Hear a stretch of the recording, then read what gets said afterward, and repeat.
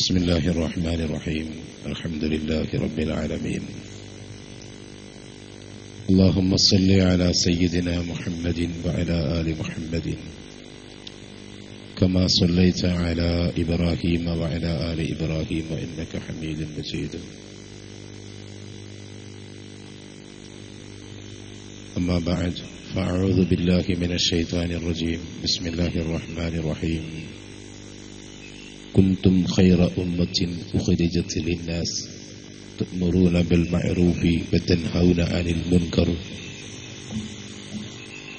صدق الله مولانا العظيم صدق وبلغ نبيه الرسول الكريم ونحن على ذلك من الشاهدين الشاكرين والحمد لله رب العالمين.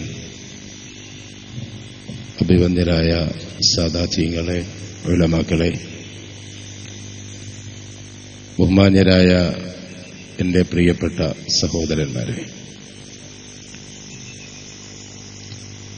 വളരെ സുദീർഘമായി സംസാരിക്കുവാൻ ഉദ്ദേശിക്കുന്നില്ല. സമസ്ത കേരള ജമീയത്തുൽ ഉലമ എന്ന മഹത്തായ പണ്ഡിത പ്രസ്ഥാനത്തിന്റെ മണ്ഡലം സമ്മേളനത്തിലാണ് നമ്മൾ ഒരുമിച്ച് കൂടിയിട്ടുള്ളത്.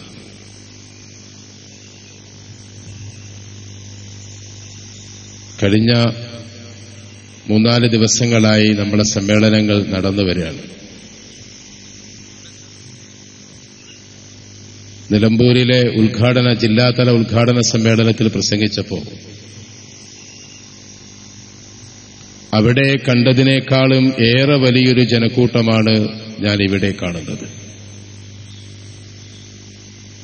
നമ്മുടെ മണ്ഡലം സമ്മേളനം വളർന്ന് അതൊരു ജില്ലാ സമ്മേളനത്തിനേക്കാളും വലുതായിരിക്കുകയാണ്. അല്ലാഹു ഈ ഉമ്മത്തിന് ഖിദ്മത്ത് ചെയ്യാനുള്ള തൗഫീഖ് നമുക്ക് നൽകുമാറാവട്ടെ. പരിശുദ്ധമായ ദീനിന്റെ പ്രചാരണവും അത് പ്രചരിപ്പിക്കുകയും ചെയ്യുക എന്നത് വളരെ പ്രധാനപ്പെട്ട ഒരു ഇബാദത്താണെന്ന് എന്റെ പ്രിയപ്പെട്ട സഹോദരന്മാർ മനസ്സിലാക്കണം. പരിശുദ്ധ ഖുർആനിലെ ഒരായത്ത് കുൻതും ഖൈറ ഉമ്മത്തിൻ ഉഖ്രിജത് ലിന്നാസ്, ജനങ്ങൾക്ക് വേണ്ടി അല്ലാഹു സൃഷ്ടിച്ച ഖൈറായൊരു സമുദായമാണ് നിങ്ങൾ. തഅ്മുറൂന ബിൽ മഅറൂഫി വതൻഹൗന അനിൽ മുൻകർ, നിങ്ങൾ നന്മ കൊണ്ട് കൽപ്പിക്കുകയും തിന്മ കൊണ്ട് വിരോധിക്കുകയും ചെയ്യുന്നു. ഇതൊരു വസ്ഫാണ്, ഒരു വിശേഷണമാണ്. ഇങ്ങനെ വരുന്ന വിശേഷണങ്ങൾ കർമ്മശാസ്ത്ര പണ്ഡിതന്മാരുടെ വീക്ഷണമനുസരിച്ച് ഇല്ലത്തിന്റെ മഖാമിൽ നിൽക്കുന്നതാണ്. അതായത് നിങ്ങൾ ഖൈറു ഉമ്മത്താകണമെങ്കിൽ, ജനങ്ങൾക്ക് വേണ്ടി സൃഷ്ടിക്കപ്പെട്ട ഉത്തമ സമുദായമായി നിങ്ങൾ മാറണമെങ്കിൽ, നിങ്ങൾ മുഫ്ലിഹീങ്ങളിൽ പെടുന്നവരാവണമെങ്കിൽ നിങ്ങൾക്കുണ്ടായിരിക്കേണ്ട ഗുണമാണ് അൽ അംറു ബിൽ മഅറൂഫി വന്നഹിയു അനിൽ മുൻകർ, നന്മ കൊണ്ട് കൽപ്പിക്കുകയും തിന്മ കൊണ്ട് വിരോധിക്കുകയും ചെയ്യുക എന്നത്. ഈ ഒരു ദൗത്യമാണ് സമസ്ത കേരള ജമീയത്തുൽ ഉലമ പതിറ്റാണ്ടുകളായി കേരളത്തിലെ ഗ്രാമഗ്രാമാന്തരങ്ങളിൽ നടത്തിക്കൊണ്ടിരിക്കുന്നത്. പിന്നെ മാർക്കറ്റുള്ള എല്ലാ വസ്തുവിനും ഡ്യൂപ്ലിക്കേറ്റ് ഉണ്ടാവുമല്ലോ. നോട്ടിന് വിലയുള്ളത് കൊണ്ടാണ് നോട്ടിന് ഡ്യൂപ്ലിക്കേറ്റ് ഉണ്ടാവുന്നത്. വിലയില്ലാത്ത നോട്ടിന് ഡ്യൂപ്ലിക്കേറ്റ് ഉണ്ടാവും? ഇല്ല. ഡ്യൂപ്ലിക്കേറ്റിന് ഒറിജിനലിന്റെ രൂപമുണ്ടാവും, ഭാവമുണ്ടാകും, ശൈലി ഉണ്ടാകും, അല്ലെങ്കിൽ ഡ്യൂപ്ലിക്കേറ്റ് വിൽക്കാനാവും. അപ്പൊ നമ്മളെ നാട്ടിൽ ഏറ്റവും അധികം ഡ്യൂപ്ലിക്കേറ്റ് വിറ്റുപോകുന്ന ഇത് ഊജാരക്കാണ്. കാരണം ഊജാരക്ക് മാർക്കറ്റുണ്ട്. സമസ്ത കേരള ജമീയത്തുൽ ഉലമ എന്ന മഹിതമായ പണ്ഡിത പ്രസ്ഥാനത്തിന് ഡ്യൂപ്ലിക്കേറ്റ് ഉണ്ടാക്കിയവർ ആ പേര് മാറ്റാൻ പോലും ഭയപ്പെട്ടുകൊണ്ടിരിക്കുന്നവർ സ്വയമേ സമ്മതിക്കുന്നത് കേരളീയ മുസ്ലിം ഉമ്മത്തിന്റെ മനസ്സിൽ എക്കാലത്തും സ്ഥിരപ്രതിഷ്ഠ നേടിയ പണ്ഡിത സംഘടന സമസ്ത കേരള ജമീയത്തുൽ ഉലമ മാത്രമാണ്. എന്നവർ സമ്മതിക്കുകയാണ്. ഏതായാലും അങ്ങനെ ഡ്യൂപ്ലിക്കേറ്റൊക്കെ ഉണ്ടാവും. അത് സാധാരണമാണ്. പണ്ട് ഈ നാട്ടിലൊരു മുടി വിവാദം ഉണ്ടായിരുന്നു. നമ്മളെ കുട്ടികൾ ഒരു ബക്കറ്റ് ആയിട്ട് വരെയുണ്ട്. മുടിയെന്ന് പറഞ്ഞപ്പോൾ ഞങ്ങൾക്ക് ബക്കറ്റ് ഓർമ്മയത്. ഏതായാലും നിങ്ങളെക്കൊണ്ട് കഴിവിന്റെ പരമാവധി ഒരു സദഖ ഈ സമ്മേളനത്തിന് വേണ്ടി തരണം. പണ്ട് കേരളത്തിലൊരു മുടി വിവാദം ഉണ്ടായിരുന്നു. അന്ന് ഇവരിങ്ങനെ ഒരു മുടിയുമായി വന്നു. ഇവരെന്ന് പറഞ്ഞാൽ ഇപ്പൊ എല്ലാവരുടെയും പേര് പറയാൻ പറ്റില്ലല്ലോ. കേരളത്തിലെ ചില ഗ്രാമങ്ങളിൽ ഇപ്പോൾ ബലൂൺ നിരോധിച്ചിട്ടുണ്ട്. നിങ്ങളറിഞ്ഞോ? അതായത് പ്രസിദ്ധനായൊരു പണ്ഡിതൻ പ്രസംഗിക്കുന്ന പട്ടണങ്ങളിലൊന്നും ബലൂൺ വിൽക്കാൻ പാടില്ല. അത് വിറ്റാൽ ആളുകൾ ബലൂൺ വാങ്ങിയിട്ട് ഇങ്ങനെ വീർപ്പിച്ച് വിടുകയാണ്. പ്രസംഗ സ്റ്റേജിന്റെ മുകളിലൊക്കെ ഇങ്ങനെ ഹൈഡ്രജനുള്ള ബലൂൺ ഇങ്ങനെ പറക്കുമ്പോൾ ഇയാള് പ്രകോപിതരായ പ്രവർത്തകർ ബലൂണിന് കല്ലെറിയുകയും അത് മനുഷ്യന്റെ തലയിൽ കൊള്ളുകയാണ്. അതുകൊണ്ട് പോലീസ് പറഞ്ഞു, പേരോട്ടുള്ളൊരു മുസ്ലിയാരുണ്ട്, അയാള് പ്രസംഗിക്കുന്നിടത്ത് ഇനി പ്രസംഗം കൈയോളം ബലൂൺ വെക്കരുത്. ഏതായാലും പുള്ളിക്കാരനായിരുന്നു ഇവിടുന്ന് കാര്യമായിട്ട് പ്രസംഗിച്ചിരുന്ന ഒരാള്. പിന്നെ അഖിലേന്ത്യാ ജനറൽ സെക്രട്ടറി വേറെ. ഞാൻ പറഞ്ഞില്ലേ, കണ്ടവനൊക്കെ മുത്തുനബിയോടുള്ള മഹബത്തും പറഞ്ഞ് മുടിപ്രസംഗത്തിനിറങ്ങിയ സമയത്ത് നമ്മൾ അവരോട് പണ്ഡിതന്മാർ ചോദിക്കൊണ്ടൊരു ചോദ്യം ചോദിച്ചു. എന്തായിരുന്നു ചോദ്യം? നബി സല്ലല്ലാഹു അലൈഹി വസല്ലമ തങ്ങളുടെ പരിശുദ്ധമായ ദാത്തിന് സഹാബത്ത് റളിയല്ലാഹു അൻഹും ഒരു വിശേഷണം, ഒരു വസ്ഫ് പറഞ്ഞിട്ടുണ്ട്. നബി സല്ലല്ലാഹു അലൈഹി വസല്ലമ തങ്ങളുടെ ജീവിതം നേരിട്ട് കണ്ട മഹാന്മാരായ സഹാബത്ത് റളിയല്ലാഹു അൻഹും നബി സല്ലല്ലാഹു അലൈഹി വസല്ലമ തങ്ങളുടെ തിരുമുടിയുടെ വലുപ്പത്തിന്റെ പരിധി പറഞ്ഞത് പെരടിയിൽ തട്ടുപോളമെന്നാണ്. നിങ്ങൾ ഈ കൊണ്ടുവന്ന മുടിക്ക് കിലോമീറ്ററുകൾ നീളുണ്ടല്ലോ എന്ന് പറഞ്ഞപ്പോ അഖിലേന്ത്യാ സെക്രട്ടറി പ്രസംഗിച്ചിട്ട് പറഞ്ഞു, അതിങ്ങനെ നീളാണ്. മനസ്സിലായില്ലേ? കേൾക്കുന്നുണ്ടോ? കേൾക്കുന്നില്ലടോ? നീളാണ്. അതിങ്ങനെ 1 സെന്റിമീറ്റർ 2 സെന്റിമീറ്റർ ഇങ്ങനെ നീളാണ്. ചിലപ്പോ അതുമിങ്ങനെ കൊമ്പും ചുള്ളിയും പൊട്ടുകയാണ്. ശരി. അപ്പൊ നമ്മൾ പറഞ്ഞു ഇത് നീളുന്നത് മുഅ്ജിസത്തിന്റെ ഭാഗമാണ്. ശരി. എന്നാൽ അങ്ങനെ മുഅ്ജിസത്ത് ഉള്ളതാന്ന് പറഞ്ഞാൽ പോലെ നമുക്കൊന്ന് കത്തിച്ചു നോക്കാതെ. മുഅ്ജിസത്ത് ഉണ്ടെങ്കിൽ എന്താവില്ല? കത്തൂല. അപ്പോഴാണ് പൊട്ടി എന്നുള്ള കാര്യം മനസ്സിലായത്. ആദ്യം പറഞ്ഞു മുഅ്ജിസത്ത് ഉണ്ട്, പിന്നെ പറഞ്ഞു ഖുർആനിലല്ലാതെ മറ്റൊരു മുഅ്ജിസത്തും നിലനിൽക്കാൻ സാധ്യതയില്ല. ഇത് കത്തിക്കുന്നു പേടിച്ചിട്ടാണ്. ഇങ്ങനെ അവസരോചിതമായി പറയേണ്ടവർക്ക് പണ്ഡിത സംഘടന എന്ന് പറയാനുള്ള ധാർമ്മികതയില്ല. അത് നമ്മൾ വളരെ ആഴത്തിൽ മനസ്സിലാക്കേണ്ട ഒരു കാര്യമാണ്. ആദ്യം പറഞ്ഞു നീളുന്നത് മുഅ്ജിസത്തുകൊണ്ടാണ്, പിന്നെ പറഞ്ഞു മൂപ്പര് പറഞ്ഞു കത്തിച്ച കത്തൂല, പക്ഷെ കത്തിക്കാൻ പറ്റില്ല. അപ്പൊ നമ്മൾ ചോദിച്ചു, ഈ കത്തിക്കാത്ത സാധനത്തിന്റെ പേര് കത്തിക്കാന്നാ? തിരിഞ്ഞില്ല. ഈ കടലാസ് ഇത് കത്തും. കത്താണെങ്കിൽ തീ കൊടുത്താൽ അതിന്റെ പേര് കത്തിക്കാന്നാ. ഇത് കത്തൂല, അപ്പൊ എന്റെ അർത്ഥം എന്താ? കത്തിക്കാന്നാ? തീ പിടിച്ചു നോക്കുന്നല്ലേ? അല്ലേ? ചുരുക്കി പറഞ്ഞാൽ ആകെ ഈ മുടി ആയിട്ട് ഇങ്ങനെ വയന്ന് നടന്ന് ഈ പ്രസംഗങ്ങളെല്ലാം അവസാനമെത്തിയപ്പോൾ അവരിൽ 3-4 അബദ്ധങ്ങളുണ്ടായി. ഒന്ന്, സഹാബത്ത് റളിയല്ലാഹു അൻഹും നബി സല്ലല്ലാഹു അലൈഹി വസല്ലമ തങ്ങൾക്ക് പറഞ്ഞ വസ്ഫിന് എതിരായ വിശേഷണത്തിനെതിരായ ഒരു വിശേഷണം പറഞ്ഞു. ഇങ്ങനെ നബി സല്ലല്ലാഹു അലൈഹി വസല്ലമ തങ്ങളെ സംബന്ധിച്ച് സഹാബത്ത് പറഞ്ഞു വെളുപ്പ് കലർന്ന ചുവപ്പ് നിറമാണ്. അത് സഹാബത്ത് പറഞ്ഞതുപോലെ നമ്മൾ വിശ്വസിക്കുകയാണ്. ഇപ്പോഴൊരാൾ വന്നിട്ട് പറയാണ്, അയാൾ എത്ര പ്രസിദ്ധനായാലും, അയാൾ ആഗോള സെക്രട്ടറി ആയാലും, അയാൾ വന്നിട്ട് പറയാണ് കറുത്ത നിറമാണെന്ന് പറഞ്ഞാൽ അംഗീകരിക്കാൻ പറ്റില്ല. എന്താ കാരണം? നബി സല്ലല്ലാഹു അലൈഹി വസല്ലമ തങ്ങളുടെ ശരീരത്തിന് സഹാബത്ത് പറഞ്ഞ വിശേഷണത്തിനെതിരായി, സിഫത്തിനെതിരായി സിഫത്ത് പറയാൻ പറ്റൂല. സഹാബത്തിന്റെ ഇജ്മാഇനെ ഖർഖ് ചെയ്യുക എന്നത് അപകടകരമായ തെറ്റാണ്. ഹറാമിന്റെ പരിധിയിൽ നിന്നൊരിക്കലും അത് പോകുന്നില്ല. മാത്രമല്ല കുഫറാണെന്ന് പറഞ്ഞ പണ്ഡിതന്മാരുമുണ്ട്. അള്ളാഹു നമ്മളെ കാത്തുരക്ഷിക്കുമാറാവട്ടെ. അപ്പൊ ആ പരിധിയിൽ നിന്ന്, അപകടത്തിൽ നിന്ന് സമുദായത്തെ രക്ഷിക്കുക എന്ന ദൗത്യമേറ്റെടുത്തു നമ്മൾ. നിങ്ങൾ ചിന്തിക്കണം, പണ്ഡിതന്മാരൊരു കാര്യം പറയുന്നത് അറിവിന്റെ അടിസ്ഥാനത്തിലാകണം. ചില ഊഹാംപോഹം പറയുന്ന എംബോക്കികളുണ്ട്. അവർക്കൊക്കെ തൽക്കാലം അവർക്കൊന്നും പറയാൻ പറ്റിയ ഭാഷയില്ല. മലയാള നിഘണ്ടുവിൽ അത്തരം ആളുകളെക്കുറിച്ച് പറയാൻ പറ്റിയ പദപ്രയോഗമല്ല. ആലിമാണെങ്കിലും ഖാദിയാണെങ്കിലും ശൈഖാണെങ്കിലും സയ്യിദാണെങ്കിലും എന്തൊരു കാര്യം പറയുന്നതിനും ശറഇന് അനുസരിച്ചിട്ടുള്ള തെളിവുകൾ ആവശ്യമാണ്. കണ്ടത് അതും പറയുന്നവന്റെ പേര് സ്ഥാനം മുസ്ലിം പണ്ഡിതന്മാരുടെ കൂട്ടത്തിലല്ല. അവർക്ക് മുസ്ലിം സമുദായത്തിന് നേതൃത്വം നൽകാനുള്ള ധാർമ്മികമായ അവകാശമില്ല. അവർ മനുഷ്യരോട് സംസാരിക്കേണ്ടത് ശറഇന്റെ അടിസ്ഥാനത്തിലാണ്. അവർ മനുഷ്യരോട് സംവദിക്കേണ്ടത് അറിവിന്റെ വെളിച്ചത്തിലാണ്. കണ്ടതും തോന്നിയതും മുഴുവനും പറയുന്ന ചില സ്വഭാവക്കാരെ അടക്കിയിരുത്തി അടങ്ങൂ എന്നൊരു വാശി സമസ്ത കേരള ജംഇയ്യത്തുൽ ഉലമയ്ക്കുണ്ട്. പിന്നെ ഒരു ചട്ടി വന്നു, പിന്നെ മദീനത്തെ പൊടി വന്നു. ഞാൻ പറഞ്ഞില്ലേ, പിന്നെ മറിയം ബീവിയെ അന്നത്ത് ബീവി പ്രസവിച്ചപ്പോ വെള്ളം കുടിച്ച പാത്രം വന്നു. പിന്നെ ഈസാ നബിയെ പ്രസവിക്കുന്ന സമയത്ത് മറിയം ബീവി പിടിച്ചു കുലുക്കിയ ഉണങ്ങിയ ഈത്തപ്പന മരത്തിന്റെ പട്ട വന്നു.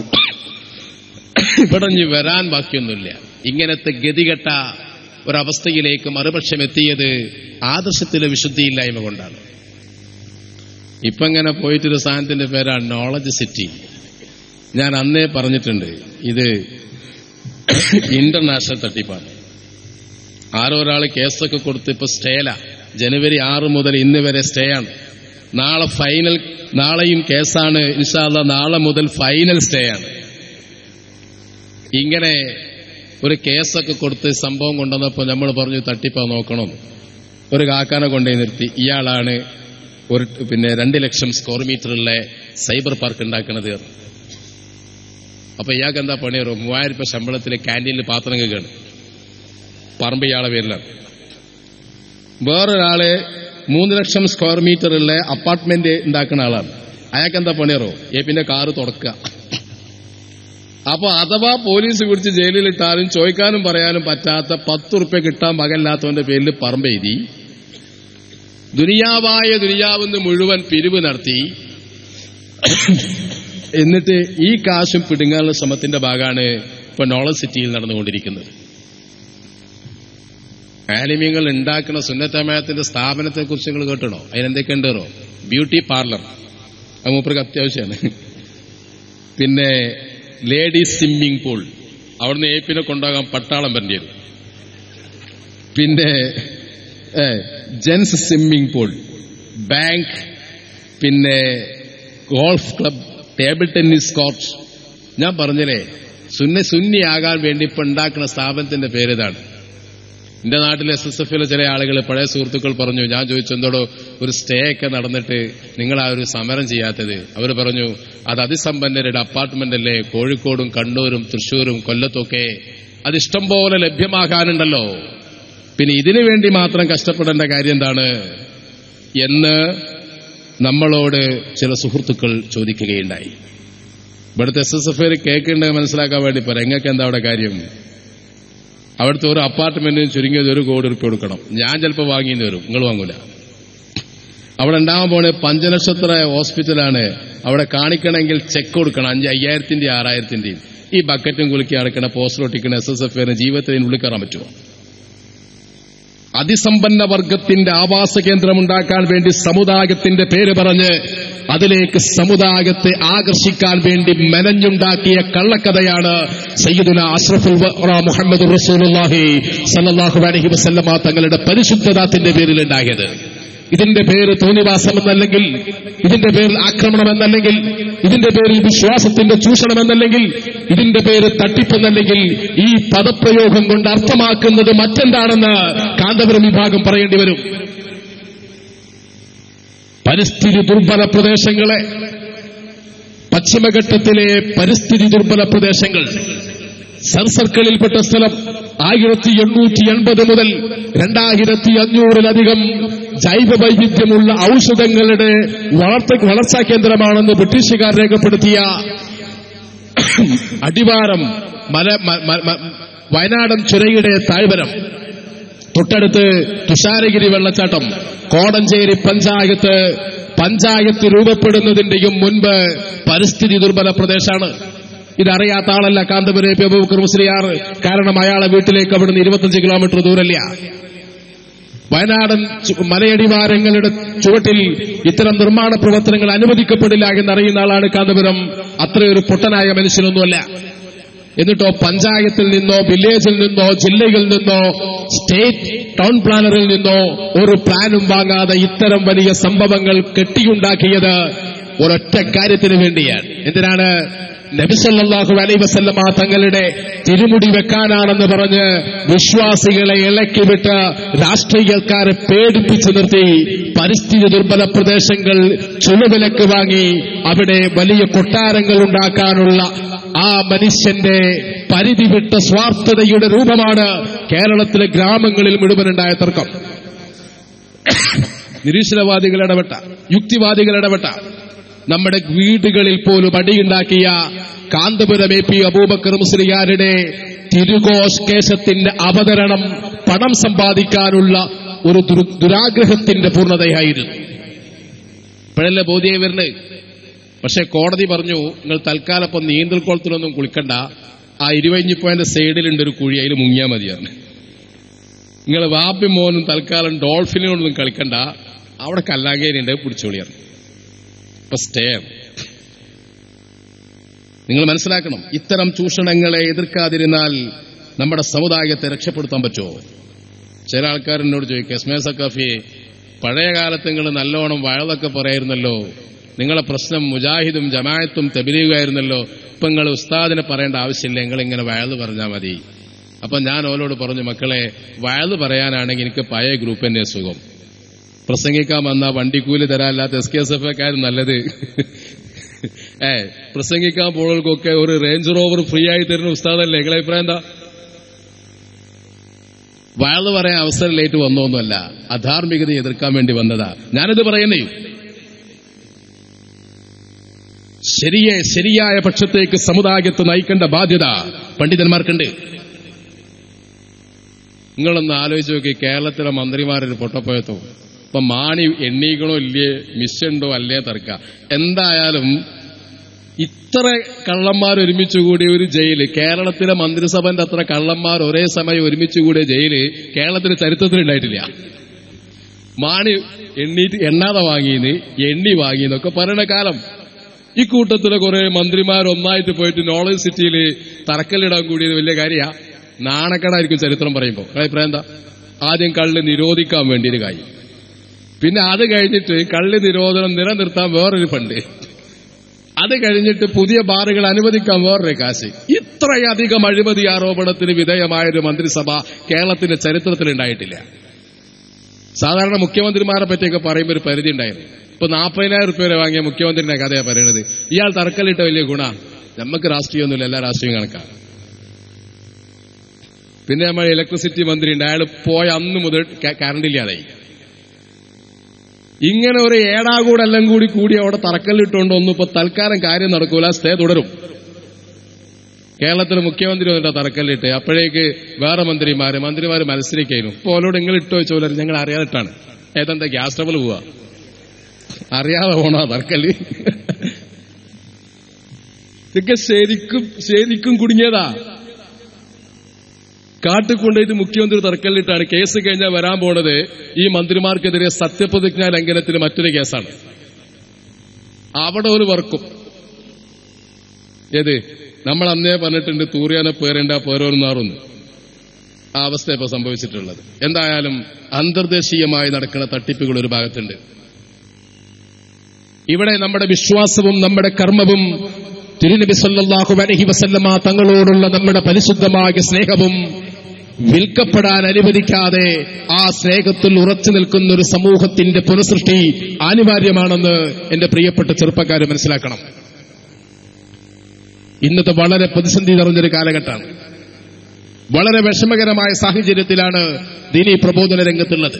ഏതെങ്കിലും മഹല്ല് ചെല്ലുക, എന്നിട്ട് ജനറൽ ബോഡി കൂടുമ്പോൾ 2 ആൾ വരെ ഒച്ചമുളി ഉണ്ടാക്കുക. അവർ മുമ്പ് പള്ളി ഉണ്ടാക്കിയിട്ടുണ്ടാവും, മദ്രസ ഉണ്ടാക്കിയിട്ടുണ്ടാവും. പിന്നെ അവിടെ ഒരു കേസ്, ഒരു പ്രശ്നം, ഒരു സ്റ്റേ, പള്ളി പൂട്ടിക്കുക, ഇങ്ങനത്തെ ഒരുപാട് കുതന്ത്രങ്ങൾ ഇവിടെ നടക്കുന്നുണ്ട്. സംഘടനാ രംഗത്ത് വളരെ ജാഗ്രത പാലിക്കേണ്ട സമയമാണെന്ന് സാന്ദർഭികമായി ഞാൻ സൂചിപ്പിക്കാം. എന്റെ പ്രിയപ്പെട്ട സുഹൃത്തുക്കളെ ചുരുക്കുന്നു, ഇപ്പോഴിവിടെ ഈ സദസ്സിലേക്ക് കടന്നു വന്നത് നമ്മളെ പഴയ ഉസ്താദിന്റെ ശിഷ്യന്മാരാ കൂടുതലും. ഇവിടെ നോക്കിങ്ങള് വല്ല മർക്കസ് സമ്മേളനത്തിലും കുട്ടികൾ വരുന്ന അതിനാണ് ആൾക്കാർ കയറി വരില്ലേ. എന്താ അതിന്റെ കാരണോ? നാളെയുടെ ഒരു സുപ്രഭാതം, നമ്മൾ പ്രതീക്ഷിക്കുന്ന ഒരു സുപ്രഭാതം എന്തെന്ന് വെച്ചാൽ കാന്തപുരം എ പി അബൂബക്കർ മുസ്ലിയാർ ധരിച്ചിരിക്കുന്ന അയാളുടെ മുഖം മൂടിയുടെ അവസാനത്തെ ഭാഗം നീക്കം ചെയ്യപ്പെടുന്ന ദിവസം, അയാളുടെ ഫണ്ടിന്റെയും സമ്പത്തിന്റെയും ഉറവിടങ്ങൾ അറിയപ്പെടുന്ന ദിവസം. ഇന്ന് അയാൾക്ക് സിന്ദാബാദ് വിളിച്ചവർ മാത്രമായിരിക്കും നാളെ അയാൾക്കെതിരെ തിരിയുക. നമ്മുടെ രാജ്യത്ത് നിന്ന് വിഭജിക്കാനൊന്നുമില്ല. നമ്മുടെ വീടുകൾ, നമ്മുടെ മഹല്ലുകൾ വിഭജിക്കപ്പെട്ടു, നമ്മുടെ മദ്രസകൾ വിഭജിക്കപ്പെട്ടു, പള്ളി ദർസുകൾ വിഭജിക്കപ്പെട്ടു. എത്രത്തോളം എന്നറിയോ? സയ്യിദുനാ ഖുതുബുസ്സമാൻ സയ്യിദ് അലവിയൽ മംബുറമി ഖദ്ദസല്ലാഹു സിർറഹുൽ അസീസിന്റെ പരിശുദ്ധമായ ആണ്ട് നേർച്ച പോലും വിഭജിക്കപ്പെട്ടു. ഇതിനൊക്കെ ഇവർ ഉപയോഗിച്ചത് വിശ്വാസം സുന്നി, അഹ്ലുസുന്നത്തി വൽ ജമാഅ എന്ന പദപ്രയോഗങ്ങൾ മാത്രമാണ്. ശരിക്കും പറഞ്ഞാൽ ഒരു റിയൽ എസ്റ്റേറ്റ് മാഫിയയുടെ തട്ടിപ്പിന് വേണ്ടി ആയിരുന്നില്ലേ ഈ അടിയൊക്കെ? സമ്പാദിക്കാനുള്ള മോഹങ്ങൾ വർദ്ധിച്ചപ്പോഴല്ലേ നമ്മളെ തമ്മിലടിപ്പിച്ച് ഈ പണം സ്വീകരിച്ചത്, ഈ പിളർപ്പുണ്ടാക്കിയത് ചിന്തിക്കേണ്ടതുണ്ട്. അള്ളാഹു ഖൈറായ ഒരു ദിശയിലേക്ക് നമ്മൾ നയിക്കുമാറാവട്ടെ. ഞാൻ ചുരുക്കി പറയുകയാണ്. അതുകൊണ്ട് അമിതമായ ജാഗ്രതയിൽ സുന്നത്ത് ജമാഅത്തിന്റെ ആശയപ്രചരണ രംഗത്ത് നല്ലവണ്ണം ഉണ്ടാകണം. അതിലേറ്റവും അപകടകാരികളാണ് ജമാഅത്തെ ഇസ്ലാമി, മറ്റൊന്നാണ് മുജാഹിദ്, വേറൊന്നാണ് തബ്ലീഗ് ജമാഅത്ത്. വിശ്വാസത്തെ കാർന്നു തിന്നുന്ന വേറെ ചിലരും സമൂഹത്തിലുണ്ട്. അള്ളാഹു നമ്മളെ കാത്തുരക്ഷിക്കുമാറാവട്ടെ. പറയാതിരിക്കാൻ വയ്യ. പണ്ടൊരു ആൾ വന്നിട്ട് എന്നോട് ഇഷ്കാൽ വെച്ചു. അയാളെ ഷെയ്ഖ് അയാളോട് പറഞ്ഞത്രേ, റോസപ്പൂവിന്റെ ഉള്ളിൽ പറിക്കുമ്പോ സൂക്ഷിക്കണം, അതിനുള്ളിൽ അള്ളാഹ് ഉണ്ടാവുന്നു. മനസ്സിലായിട്ട് നിങ്ങൾക്ക് പറയണേ?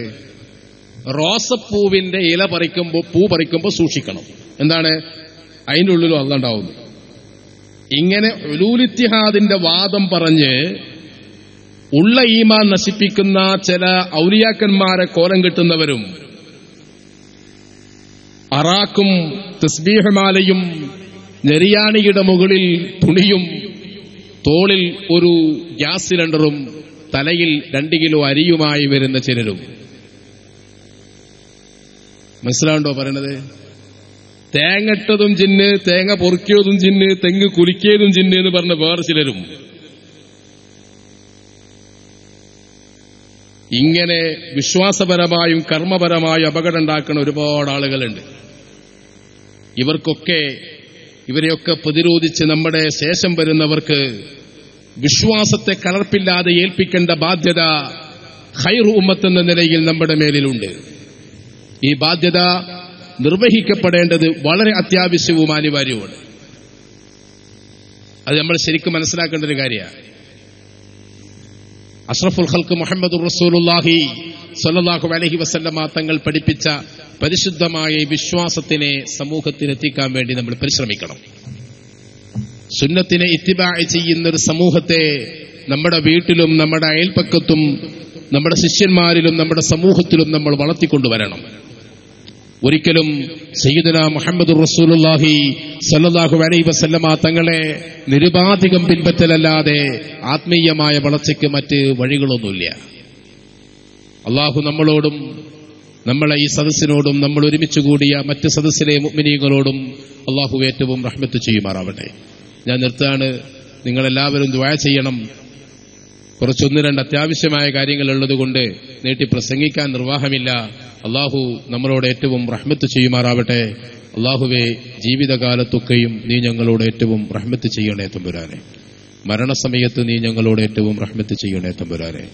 ഖബറിലെ ഏകാന്തതയിൽ നീ ഞങ്ങളോട് ഏറ്റവും റഹ്മത്ത് ചെയ്യണേ റഹ്മാനെ. മഹ്ശറ വൻസഭയിലെ വിചാരണ നാളിൽ നീ ഞങ്ങളെ നിന്റെ റഹ്മത്ത് കൊണ്ട് പൊതിയണേ തമ്പുരാനെ. എല്ലാ വൻദോഷങ്ങളും ചെറുദോഷങ്ങളും നീ ഞങ്ങൾക്ക് പൊറുക്കണേ തമ്പുരാനെ. ഖൽവത്തിലായി ഇസ്തിഖാമത്തിലായി ഇബാദത്ത് ചെയ്യാനുള്ള തൗഫീഖ് നീ ഞങ്ങൾക്ക് നൽകണേ റഹ്മാനെ. اللهم ربنا ظلمنا أنفسنا وإن لم تغفر لنا وترحمنا لنكونن من الخاسرين. اللهم أفردنا لما خلقتنا ولا تشغلنا بما تكفلتنا. اللهم لا تجعل الدنيا كبر همنا ولا مبلغ علمنا ولا تسلط علينا من لا يخافك ولا يرحمنا. اللهم إنا نجعلك في نحور أعدائنا ونعوذ بك اللهم من شرورهم. لا حول ولا قوة إلا لك إنك على كل شيء قدير برحمتك يا أرحم الراحمين.